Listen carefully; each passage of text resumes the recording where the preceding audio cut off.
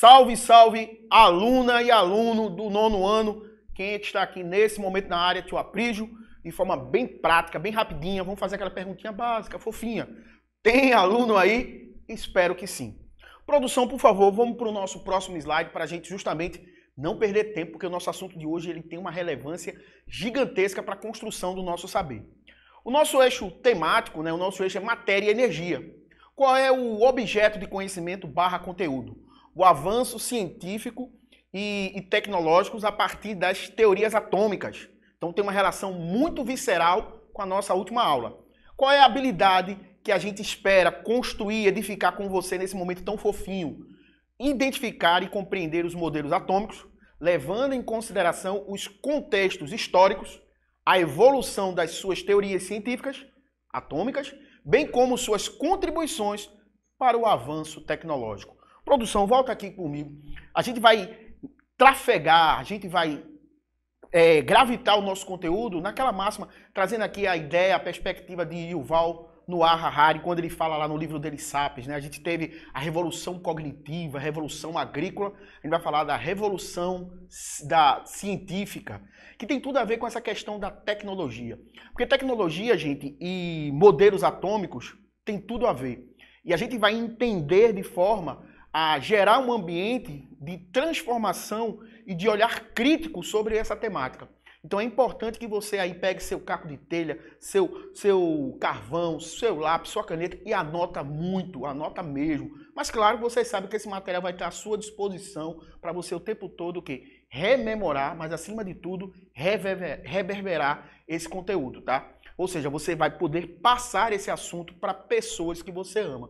Então não deixa de literalmente fazer isso, reverberar para as pessoas que você considera importante. Eu posso dar aqui uma dica, até para pessoas que você não tem tanta simpatia. Passa esse material, porque com certeza vai ser edificante para todo mundo. Então, vamos lá.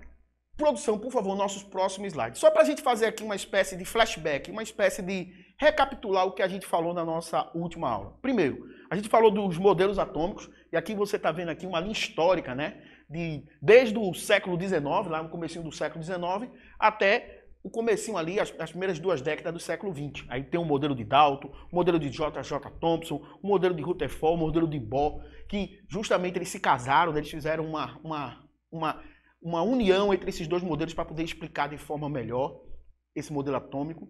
E, por último, ali o modelo quântico, que tem como grandes representantes o próprio Einstein, o próprio Max Planck, e aí vai. Então, a gente vai, na verdade, ver como esses modelos atômicos impactaram a tecnologia, como eles impactaram a nossa vida. Tanto no que diz respeito do nosso cotidiano, como até mesmo para o uso da ciência médica. Tá? Então, a gente vai ver que vai ter uma relação que é interdisciplinar, mas, acima de tudo, uma relação transdisciplinar. Então, se liga nessas informações, por favor, gente. Não fica tímido. Eu vou pedir para que você seja hoje sem vergonha. Para depois ninguém dizer assim, mas Prígio, ninguém me ama, ninguém me chama de meu amor, me joga na parede, me chama de largatixa. Não vem com essa historinha aqui de achar que você... Não, você é alguém capaz de fazer a diferença. Fazer a diferença na sua vida e fazer a diferença de quem você ama. Conhecimento é isso, é gerar poder. Então, esses 2 indivíduos aqui, foram 2 caras que tiveram importância singular para que a gente pudesse usar, para que a gente possa usar o modelo atômico com muito mais excelência, com muito mais propriedade. Mesmo a gente sabendo que a gente hoje tem esse modelo quântico, que está associado à mecânica quântica. Mas a gente pode dizer que tanto o modelo construído por Rutherford e o modelo de Bohr, que bebeu muito da fonte de Rutherford, tem hoje um uso muito relevante para as novas tecnologias que a gente vai falar agora. Por favor, produção, vamos agora para o nosso próximo slide. Então, eu queria chamar a atenção de vocês para esse momento fofinho aqui. Na nossa aula de hoje, é como se a gente estivesse começando uma historinha, porque a gente vai fazer aqui um levantamento histórico, científico, tecnológico. A gente vai ter um olhar diacrônico, ou seja, através do próprio decorrer da história, da sua construção histórica, historiográfica, mas também siacrônico, o nosso contexto atual. E a gente vai ter o cuidado aqui, gente, de forma muito clara, de forma muito bem construída, não sermos anacrônicos, tá? A gente entender esse contexto histórico de uma forma que seja edificante e que tenha a ver com o nosso dia a dia, perfeito? Então, era uma vez, eram duas vezes, eram três vezes. É isso que eu quero chamar a atenção de vocês. Não vai ser apenas era uma vez. Vão ter várias possibilidades na construção do nosso saber. Produção, nosso primeiro slide que fala claramente do que a gente vai abordar hoje. Então, eu vou começar falando dos raios-x. A importância que o raio-x tem, gente, para a sociedade hoje, ele é indiscutível. A gente não precisa nem colocar aqui em pauta, nem fazer uma enquete. Se a gente fizer aqui um olhar muito superficial, muito incipiente, a gente já sabe da importância do raio-x. O raio-x tem uma importância hoje em vários segmentos, em várias áreas, a gente vai falar já, a gente vai se aprofundar muito mais sobre isso. Mas eu gostaria de falar desse indivíduo aí, ó, que vocês estão vendo, né? Esse rapaz aí tão simpático, aquela mãozinha ali fofinha, para quem não sabe, é a mãozinha da esposa dele, tá? Que ele fez um dos primeiros, a gente pode considerar como o primeiro uso do raio-x, tá? E ali, se você pode ver, é o anel da esposa dele. E esse modelo aí, gente, virou até uma coisa usada naquela época, viu? Mulheres que iam se casar, elas faziam isso, elas faziam uma radiografia da sua mãozinha com um anel para mandar para a família. Vê que coisa fofa. Olha, eu fiquei até emocionado, né? Coisa muito fofinha. Mas vamos falar um pouquinho. Produção, eu vou pedir para você voltar aqui para mim. Eu quero que você entenda, gente, que esse valor histórico do que a gente vai abordar aqui vão ter implicações muito relevantes para o nosso dia a dia. Produção, volta novamente lá para a gente poder abordar esse conteúdo historicamente falando. Os raios-x foram descobertos em 8 de novembro de 1895, lá no finalzinho do século XIX, quando o físico alemão Wilhelm Hermann Corondon Röntgen, tá? Vou pedir perdão aí pela minha pronúncia não ser tão perfeita, germanicamente falando, né? Porque ele é um alemão, né? Então, realizava experimentos com os raios catódicos, tá? Em 22 de dezembro de 1895, realizou a primeira radiografia da história. A radiografia da mão da Berta, né, que é a sua esposa, né? Então, ele, quase como uma provinha de amor, né, ele fez assim: minha querida, bote sua mãozinha aí, que eu quero justamente fazer fazer uma radiografia. Até você pode estar se perguntando, por que o nome é raio-x, Aprígio? Simplesmente porque quando ele fez essa descoberta, gente, ele estava tão surpreso, ele estava tão ainda tentando entender e tentando, vamos dizer, literalmente compreender e interpretar o que ele descobriu, que ele chamou isso de raio-x, porque era algo que era desconhecido para ele, tá? Então, o termo raio-x é mais ou menos como ele não sabia de forma cabal, de forma muito precisa o que ele tinha descoberto, e ele estava justamente se debruçando de forma cara para tentar entender isso, por isso ele chamou de raio-x.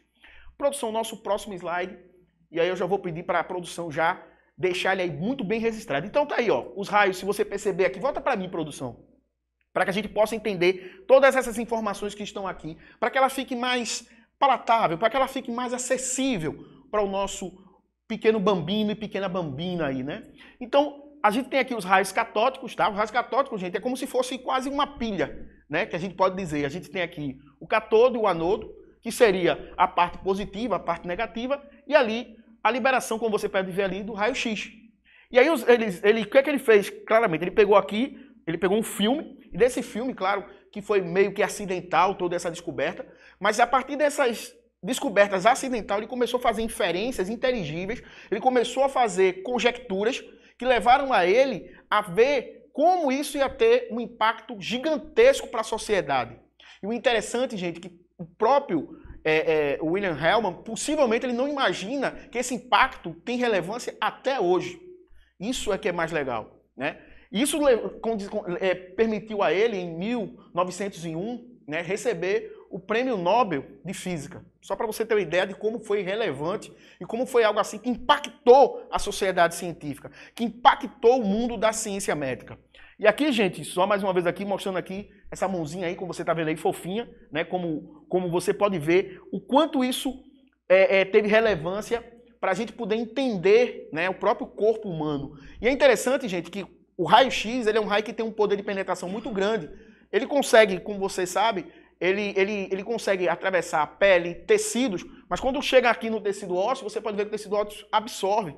Por isso ele consegue ser impresso, ele consegue ser visualizado de uma forma que fica fácil de você fazer mensurações que têm implicações até hoje na área médica, né? E aqui, mais uma vez, para você ver o laboratório do próprio William Hellman, que é bem interessante, você perceber como historicamente esse laboratório ele teve uma influência gigantesca, assustadora, quando a gente fala de tecnologia a partir do olhar dos modelos atômicos. Como a própria construção e evolução do modelo atômico impactou o uso dessa técnica e como essa técnica até hoje ela impacta a nossa vida e a nossa saúde. Bem que coisa interessante. E você vai ver que tem outras implicações, viu, gente? O que é mais legal isso é que você vai ter um olhar muito mais hiperbólico da importância dessa descoberta, da importância de descobrir os raios-x. Então vamos lá. Produção, nosso próximo slide. E aqui, gente, eu trouxe para vocês terem uma ideia, veja a importância que o raio-x tem até hoje. Aqui, se você pode ver, da esquerda para a direita, a gente tem a cristalografia, né? No caso, que pode ser feita a partir para justamente você entender como é a organização dos minerais. Tem a cristalografia também que a gente pode fazer de proteínas.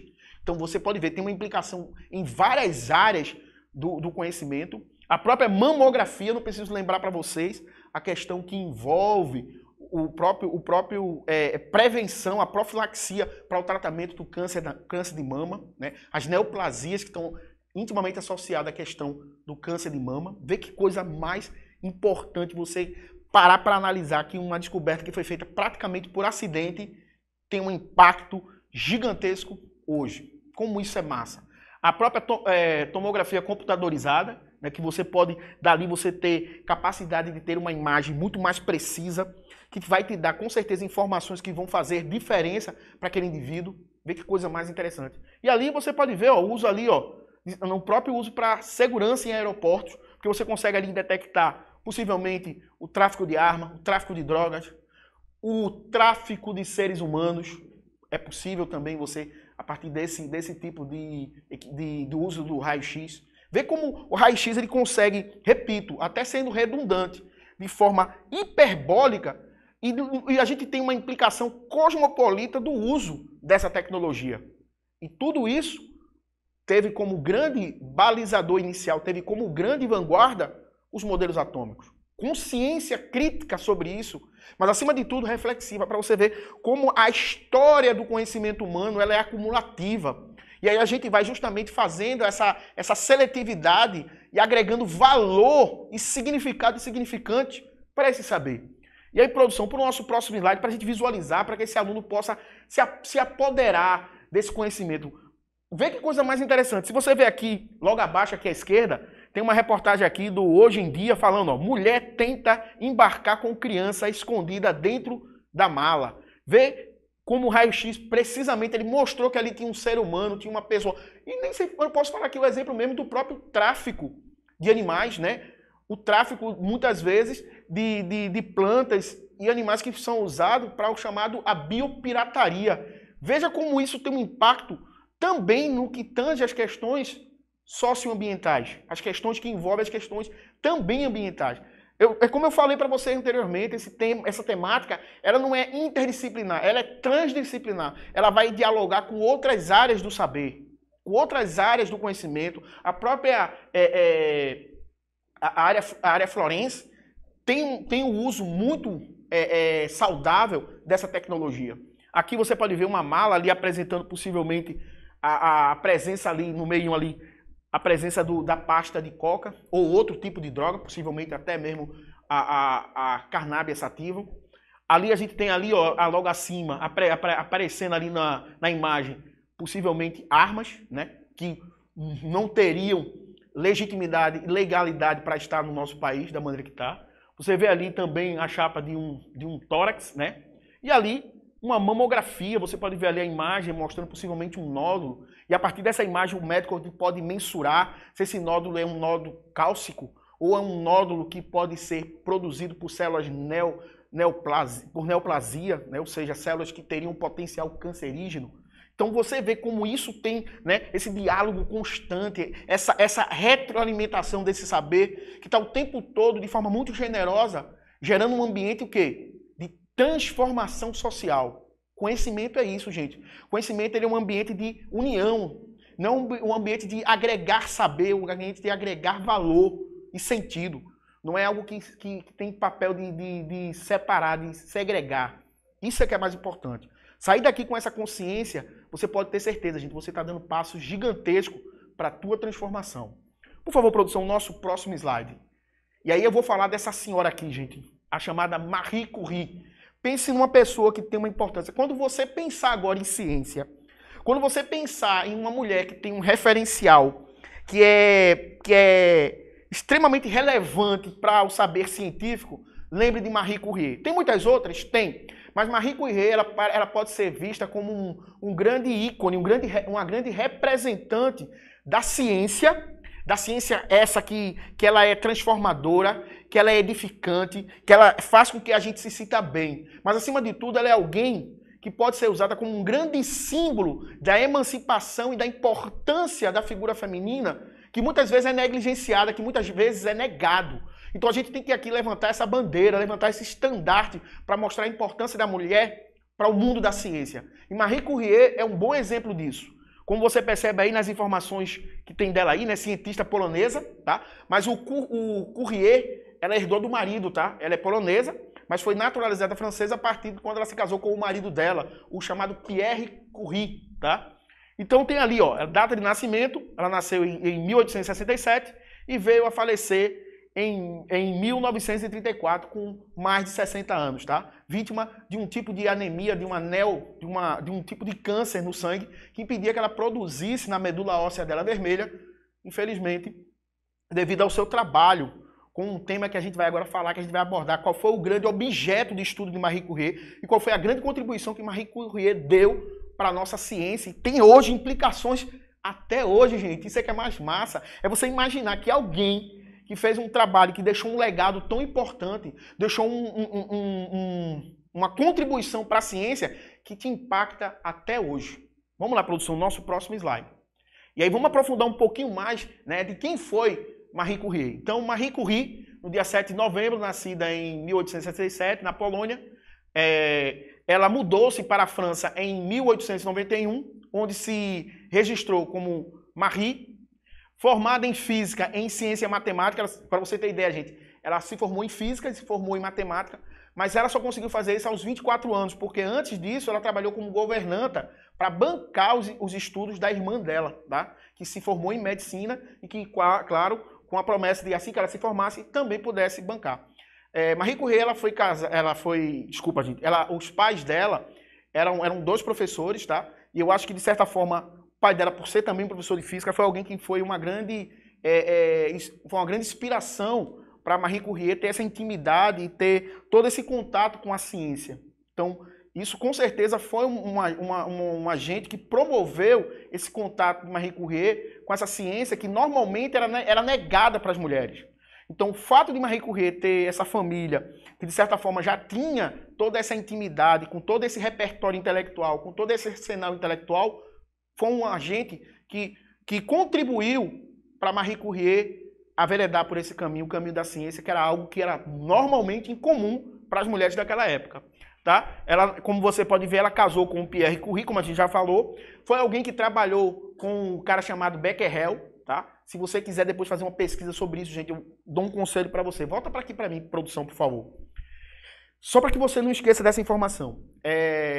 No canal da Netflix, que é um canal de streaming, como vocês conhecem, vai ter uma série falando sobre a vida de Marie Curie, que eu acho que vai estrear agora no segundo semestre, lá para junho, no máximo agosto. É uma série que vale a pena. #fica a dica. Assista essa série porque ela vai com certeza impactar a tua vida. Porque você vai começar a ver como Marie Curie tem muita coisa parecida com você em relação às lutas, os medos, as angústias, o sofrimento. Marie Curie era um ser humano como qualquer outro ser humano. Ela não tinha nada de excepcionalmente incrível. Ela tinha, sim, muita força de vontade, muito esforço, muita assertividade, muita perspicácia e acreditar nos seus sonhos. O sonho de que a educação transforma, o saber transforma o nosso conhecimento. E aí, produção, vou só chamar a atenção que ela foi, só para você não esquecer dessa informação, ela foi a primeira mulher a ganhar um prêmio Nobel, tá? Eu gostaria, gente, de poder detalhar, mas o nosso tempo não permite que a gente detalhe tudo sobre a vida de Marie Curie, mas eu queria só chamar a atenção sobre isso. Ela foi a primeira mulher a ganhar um prêmio Nobel, foi também o primeiro ser humano, escuta o que eu estou dizendo, o primeiro ser humano a ganhar 2 prêmios Nobel. Ela ganhou um de física e um de química. Só para lembrar para vocês, ela é o único ser humano, e ela, claro que hoje tem outras pessoas que ganharam mais de um prêmio Nobel, já ganharam 2 prêmios Nobel, mas eu posso dizer, ainda hoje, ela é o único ser humano que ganhou 2 prêmios Nobel em categorias diferentes. Ela ganhou um em física e um em química. Então Marie Curie é alguém que, até hoje, impacta a ciência. Só para vocês terem ideia, ela teve 2 filhas, e uma das filhas dela também foi ganhadora do prêmio Nobel, lidando com o chamado a radioatividade artificial. Marie Curie também, gente, eu queria chamar a atenção de vocês, eu não posso deixar de falar sobre isso. Ela descobriu 2 substâncias químicas que têm importância até hoje, né, isótopos radioativos, que é o polônio, o nome já diz tudo, né, porque ela veio da Polônia, e o rádio. O termo radioatividade, volta para mim aqui, produção, foi cunhado por ela. Marie Curie, ela é, com certeza, alguém que vive e tem que estar no panteão da nossa ciência. Lembrar de caras como Einstein é importante, sim. Lembrar de caras como muitos outros cientistas masculinos que estão o tempo todo sendo aí ovacionados e lembrados, não tem como a gente hoje pensar em ciência. Ciência é essa que é transformadora, que impacta a nossa sociedade, sem lembrar de Marie Curie. Então, guarda esse nomezinho, gente. Marie Curie ou Marie Curie, tá bom? Por favor, produção, nosso próximo slide. Vocês, não sei se vocês percebem que nessa foto aí só tem... Aparentemente, você olha assim rápido, parece que você só vê homens, né? Se você imaginar a nata da ciência que está aí, tem de Einstein, a Max Planck, até o Niels Bohr está ali, ó, lá no lado direito, para você ter uma ideia de quem está aí, a nata da ciência daquela época lá. E interessante se você ver aqui, ó quem está aqui, ó. Isso é algo, gente, impensável para aquela época, viu, produção? É quase assustador você imaginar, pelo amor de Deus, uma mulher como essa tá... Olha, gente, sinceramente, volta aqui para mim, produção. Ó, sinceramente, gente, Marie Curie, só por ela, não valia a gente só dar aula só por ela hoje. Hoje, se a gente só falasse de Marie Curie, gente, com todo respeito a todos os demais cientistas que se encontram aí, já valeria a pena, gente. Marie Curie, ela é alguém que eu acho, tipo, rapaz, estou arrepiado, até meus olhos cheios de lágrimas, produção. Muito fofo isso. Vamos embora, produção. E aí, bota a própria imagem aí, produção, para ficar melhor, para as pessoas poderem visualizar de forma mais tranquila. Para elas poderem dizer assim, saber quem são as pessoas que se encontram nesse quadro. Por favor, produção, nosso próximo slide. Veja só, não ficou agora melhor? Olha aí, Marie Curie, tá vendo? Ou Marie Curie.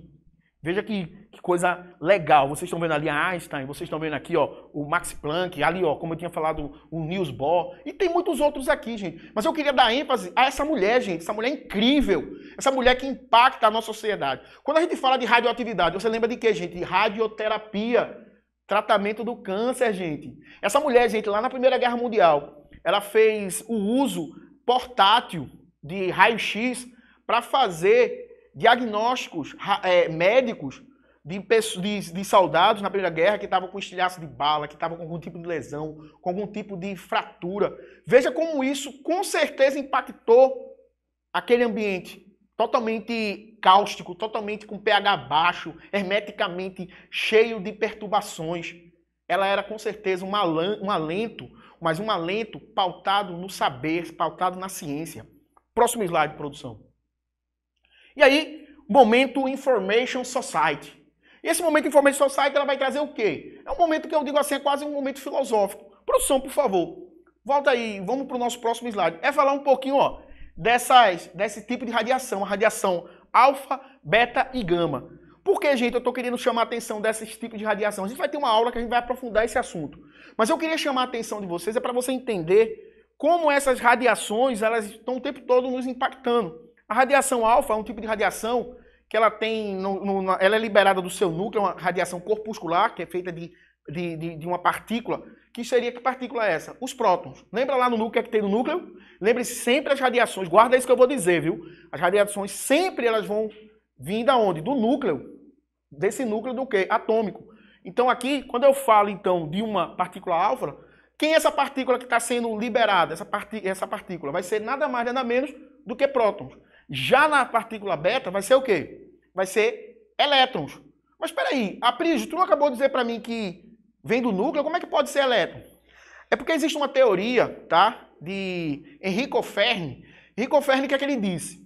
O Fermi, ele disse, a partir dessa hipótese, dessa teoria, é que que dentro de um átomo de um núcleo, né? Quando você está lá no núcleo de um átomo, você teria o quê? Você teria um nêutron. Esse nêutron ele teria a capacidade de se transformar em próton, em elétron e um neutrino, que é como se fosse um pequeno nêutron. Então, só para que ninguém tenha dúvida, entender muito claro o que o Enrico Fermi falou. Fermi ele falou nada mais nada menos do que dentro de um núcleo de um átomo, um nêutron teria essa capacidade de se autotransformar. Ele se transformaria em próton, em elétron e um neutrino. E esse elétron e esse neutrino seria liberado. E aí formaria o que a gente chama dessa radiação beta. E aí a gente tem a radiação gama, como vocês estão vendo aí, que aí ela não vai ser mais corpuscular, ela não vai ser uma partícula. Vai ser uma perturbação desse núcleo que vai liberar ondas eletromagnéticas.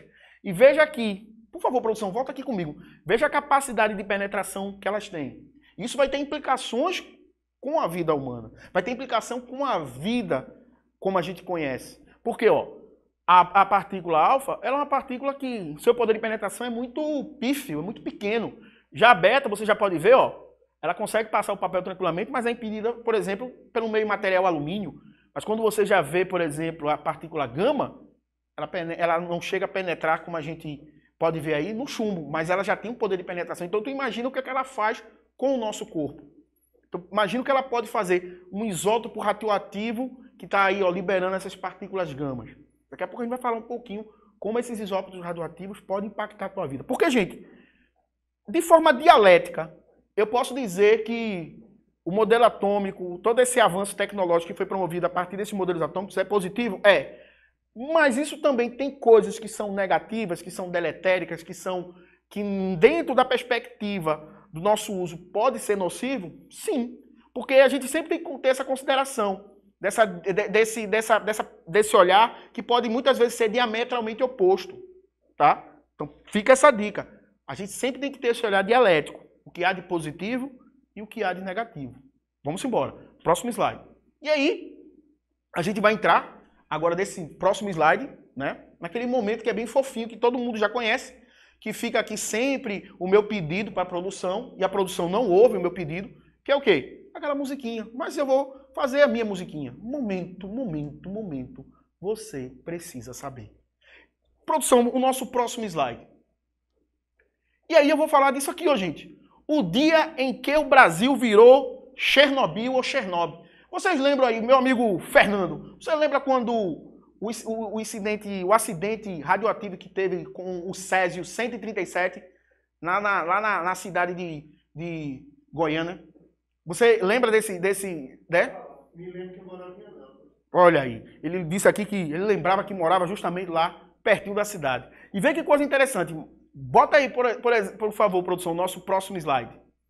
E aí, gente, eu queria chamar a atenção que esse Césio 135, aqui são alguns livros, são algumas reportagens. Tem ali, ó, a menina, né, que comeu Césio. Essa menina aí, gente, ela se tornou como o grande símbolo, né, vamos dizer assim, do acidente do Césio 137, tá? Só para vocês entenderem o que foi que aconteceu. Eu vou aqui narrar a história de forma bem rapidinha, tá?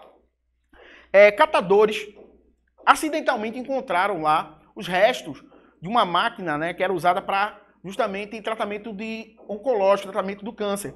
E ao encontrar isso, eles acharam que isso tinha um grande valor. E o que é que eles fizeram? Foram vendendo ferro velho. E ao chegar lá no ferro velho, né, achando que isso tinha um grande valor, o cara do ferro velho realmente percebeu que aquilo ali era uma coisa que não era comum de ser visto e comprou. E é interessante que ao comprar esse material, o que foi que ele percebeu? Que dentro tinha um pó, esse pozinho azulzinho aqui que vocês estão vendo, que foram 19 gramas do Césio 137, que é um isótopo radioativo, tá? Então esse isótopo radioativo ele tem um poder de penetração e de alteração, né, do nosso material genético, do tecido, ou seja, um impacto para a nossa saúde que é assustador. E aí, gente, no relato histórico, oficialmente morreram 4 pessoas, mas a associação, né, das pessoas que são vítimas do Césio 137 dizem que foi muito mais do que isso, tá? foram recolhidos algumas toneladas de lixo radioativo por causa dessas 19 gramas do césio. Claro que é um assunto que a gente poderia aprofundar e até convido você a fazer esse aprofundamento, tá? Sobre esse acidente que ocorreu lá em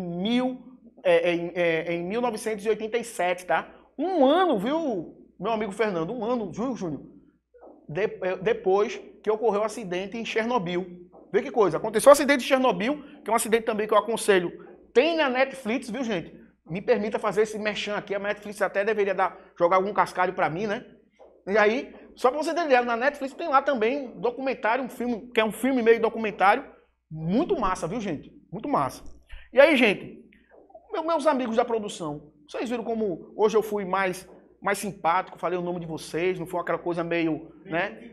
Não foi bem cuticute, foi fofa, né, rapaz? É muito bom, gente. Gente, vocês precisam ver, gente. Futuramente eu vou convidar o meu amigo Júnior, meu amigo, né, Fernando, para justamente eles virem aqui para vocês verem que são caras muito... Que dentro aqui, com certeza a imagem deles vão ficar, o arquétipo deles, a apresentação tópica vai ficar muito mais simpática, muito mais interessante do que a minha. Mas vamos lá, produção, porque para a gente não perder tempo, só queria assim, reforçar para vocês, gente. Volta um pouquinho, produção, só para a gente reforçar. Guarda essas informações, são importantíssimas. Aqui são livros, são matérias que falam desse problema, tá? Do Césio 137. Como isso impactou aquele ambiente, como isso impactou a cidade lá de Goiânia, tá? Então, em Goiás, tá? Lembra-se desse detalhe, tá? Por favor, produção, nosso próximo slide. E aqui eu vou só reforçar mais uma vez ó, aquilo que a gente falou sobre as chamadas partículas radioativas. Então tem ali a partícula alfa, como você vê, ó, que ela é bem tranquila em termos do seu poder de penetração. A beta, você já pode ver que ela já tem um poder de penetração maior. A gama, veja como ela, né, já vai ter um poder de penetração muito mais exacerbado. Veja o raio-x, como também ele tem um poder de penetração bem considerável. Já os raios nêutron, veja como ele tem um poder de penetração assustador. Volta aqui, produção. Existem bombas hoje feitas a partir desses raios nêutrons, né? As bombas de nêutron. As bombas de nêutron, gente, elas são tão, vamos dizer assim, poder destrutivo, que ela é capaz de matar todos os organismos vivos de um ambiente, mas deixando aquele ambiente totalmente tranquilo. Tudo parecendo que não aconteceu nada, mas todo mundo que está ali, todo organismo vivo, é literalmente destruído, né? E aí, produção, para o nosso próximo slide, que é as nossas referências que a gente utilizou, né? E, por favor, produção, vamos para o nosso último momento, aquele momento fofinho. E aí, foca aqui para mim, produção. E eu queria mais uma vez registrar que todo esse gasto de energia, gente, é para você. E eu queria aqui, produção, deixar registrado que recentemente eu fiz uma radiografia do meu tórax e lá foi visto no meu coração algo que chamou a atenção dos médicos. E sabe o que foi? Foi justamente cada um dos meus estudantes. Eu fiquei extremamente feliz quando eles viram lá. E o melhor de tudo, gente, tem espaço para muito mais estudantes. Então, por favor, gente, lembre-se, isso aqui é para você. E para a gente não fugir daquela nossa regrinha, nós não viemos aqui para construir muros, mas sim para construir pontes. Um abração. Tchau, tchau. Tchau, tchau.